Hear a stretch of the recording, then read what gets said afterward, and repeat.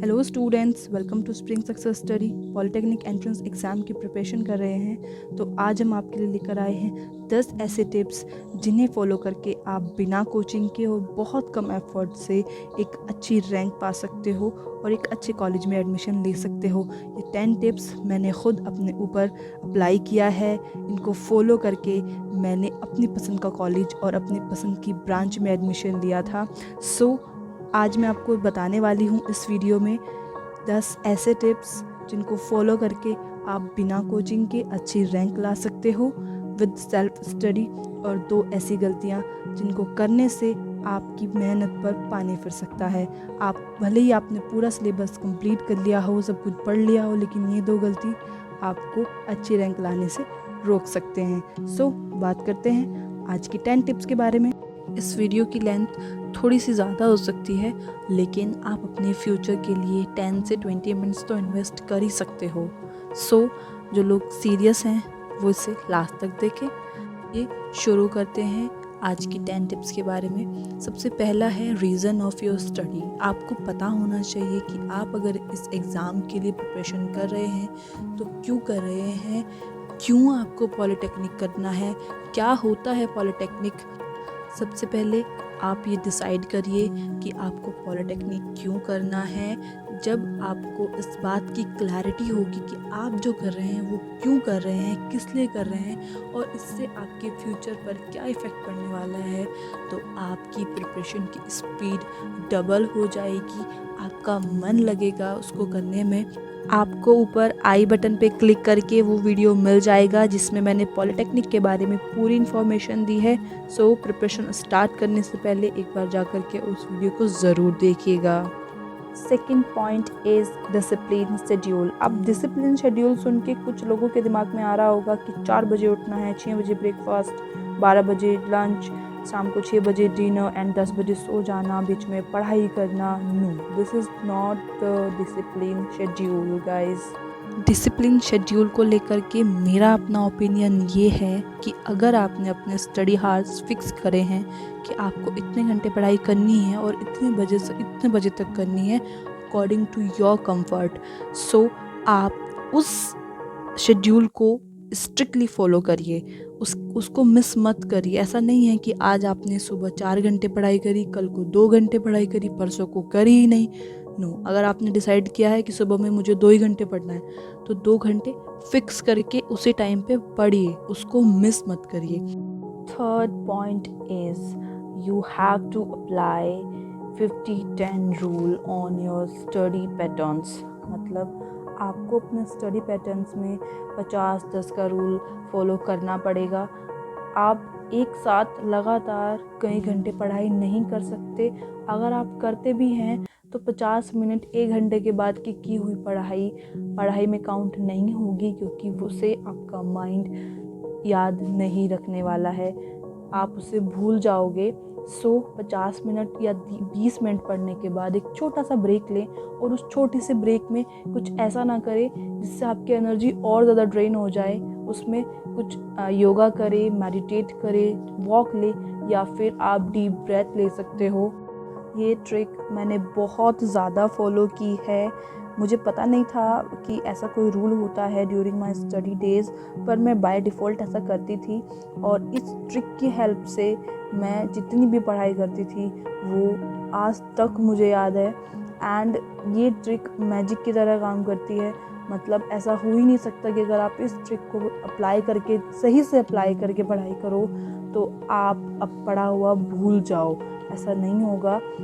इस ट्रिक को आप ज़रूर फॉलो करिए। It is highly recommended by me. Fourth tip है टाइम मैनेजमेंट। जब आप कॉम्पिटिटिव एग्ज़ाम का प्रिपरेशन करते हो तो आपको टाइम मैनेजमेंट सबसे ज़्यादा ज़रूरी चीज़ होती है जो याद रखनी होती है, क्योंकि कॉम्पिटिटिव एग्ज़ाम नॉर्मल एग्ज़ाम से अलग होता है। इसमें आपको एक प्रॉपर टाइम में नंबर्स ऑफ क्वेश्चन सॉल्व करने होते हैं। क्वेश्चन पेपर फ्रेम ही ऐसे किया जाता है कि जो स्टूडेंट टाइम मैनेजमेंट लेके नहीं चलेगा वो 60 to 70% और समटाइम 50% पेपर ही सॉल्व कर पाता है।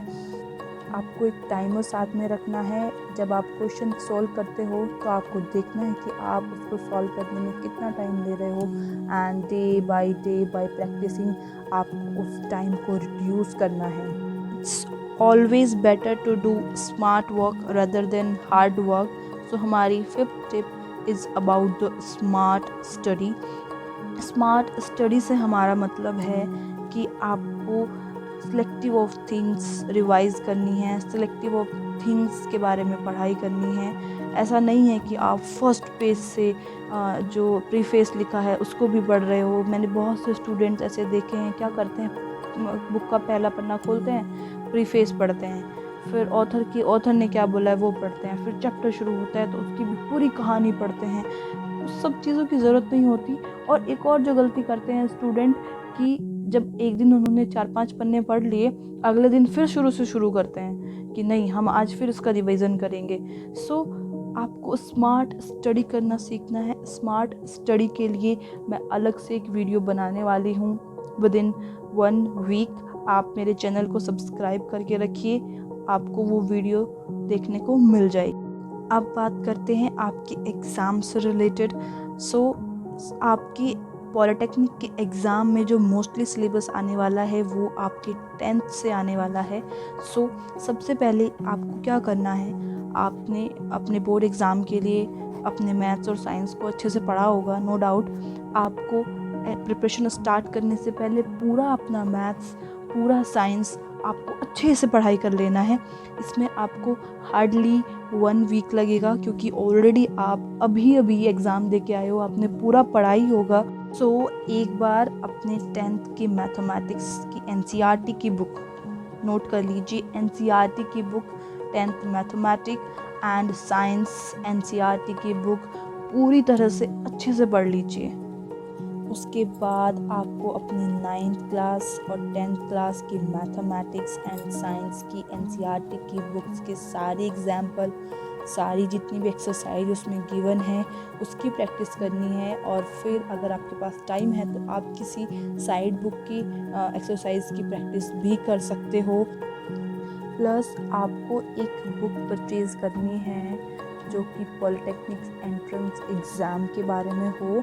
आप अरिहंत की बुक ले सकते हो, रादर दैन उसमें काफ़ी सारी मिस्टेक्स है, पर प्रैक्टिस करने के लिए बहुत सारे क्वेश्चंस हैं उसमें। आप उससे क्वेश्चन उठाइए और सॉल्व करिए, आपकी बहुत अच्छी प्रैक्टिस हो जाएगी। प्लस आपको एक ये भी आइडिया हो जाएगा कि जो थोड़ा सा सिलेबस आपके 10th क्लास से बाहर है उसके बारे में भी आपको आइडिया हो जाएगा। सो आप उससे प्रिपरेशन कर सकते हो। नाउ अब आपको क्या करना है कि आपको शॉर्टकट्स याद कर लेने हैं, क्योंकि अल्टीमेटली आपको अपने एग्ज़ाम में टाइम मैनेजमेंट भी देखना है। सो मैथमेटिक्स के बहुत सारे शॉर्टकट्स हैं, स्पेशली आपको शॉर्टकट की ज़रूरत मैथमेटिक्स में ही पड़ने वाली है, फिज़िक्स और केमिस्ट्री में उतना नहीं पड़ेगी। सो आप अपने शॉर्टकट्स को अच्छे से लर्न कर लीजिए, अप्लाई करना सीख लीजिए। Shortcut is the key of time management. Now the last is practice, और ये सबसे इम्पॉर्टेंट पार्ट है आपकी प्रिपरेशन का। आपको नंबर ऑफ़ क्वेश्चंस की प्रैक्टिस करनी है, डिफरेंट टाइप ऑफ क्वेश्चंस की प्रैक्टिस करनी है। आपको लास्ट ईयर के पेपर्स की प्रैक्टिस करनी है, एटलीस्ट लास्ट 5 ईयर्स के। लास्ट 5 ईयर के क्वेश्चन पेपर आपको मार्केट में एज अ मॉडल मिल जाएंगे। अगर आपको नहीं मिलेंगे तो आप मुझे कमेंट सेक्शन में बता देना, मैं आपको उसकी PDF प्रोवाइड करा दूँगी। अगर आपको ज़रूरत होगी तो PDF आपको टेलीग्राम चैनल पे मिल जाएगी, उसका लिंक मैंने डिस्क्रिप्शन बॉक्स में दे दिया है, आप उसको ज्वाइन कर सकते हो। So these are the most important 10 tips जिनको फॉलो करके मैंने बिना किसी कोचिंग के अपनी फेवरेट ब्रांच और फेवरेट कॉलेज में एडमिशन लिया था। आप भी ले सकते हो। जेन्युइनली इन टिप्स को फॉलो करिए, अच्छे से पढ़ाई करिए, खूब सारी मेहनत करिए, एंड आई गारंटी कि आपको किसी कोचिंग की ज़रूरत नहीं पड़ेगी। कोचिंग वाले कोई दवाई नहीं पिलाते हैं, वो आपको एक सही तरीका बताते हैं पढ़ाई करने का। पढ़ाई आपको खुद ही करनी होती है। सो मैं आपको तरीका बता रही हूँ, आप पढ़ाई करिए, डेफिनेटली आपको एक अच्छा कॉलेज मिल जाएगा, आप एक अच्छी रैंक लेकर के आओगे। अब बात करते हैं 2 मिस्टेक जो आपको बिल्कुल नहीं करनी है। सबसे पहली है रिवीजन। रिवीजन बहुत ज़्यादा ज़रूरी होता है। आप अपना एक टाइम फिक्स कर लीजिए कि आपको वीकली रिवीजन करना है या फिर डेली रिवीजन करना है। मेरे अकॉर्डिंग आप वीकली रिवीजन करिए, जिससे आपको बहुत सारा एक तो कंटेंट मिल जाता है रिवाइज करने के लिए, प्लस लॉन्ग टर्म बाद आप जब उसे दोबारा पढ़ते हो तो आपके माइंड में अच्छे से सेट हो जाता है।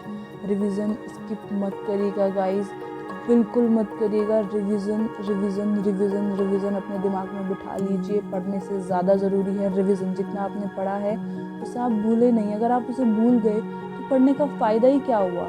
सो revision is the most important thing. Second mistake is negativity. ये तो आपको बिल्कुल नहीं करनी है। मैं आपको अपनी एक स्टोरी बताती हूँ। जब मैं प्रिपरेशन कर रही थी तब मुझे ये पता था कि 10th का सिलेबस आने वाला है और 9th का सिलेबस आने वाला है, तो मैं उसी से पढ़ाई कर रही थी।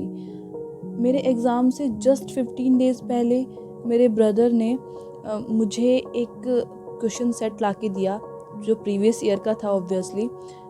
उसने मुझसे कहा कि अगर तुम प्रिपेयर कर रहे हो तो लास्ट ईयर की क्वेश्चन पेपर भी एक बार देख लो। जब मैंने क्वेश्चन पेपर देखा मेरा दिमाग घूम गया, क्योंकि ठीक है उसमें 10th और 9th का सिलेबस था, बट उससे बाहर भी बहुत कुछ था। अब उस टाइम पे मैं गिव अप कर सकती थी।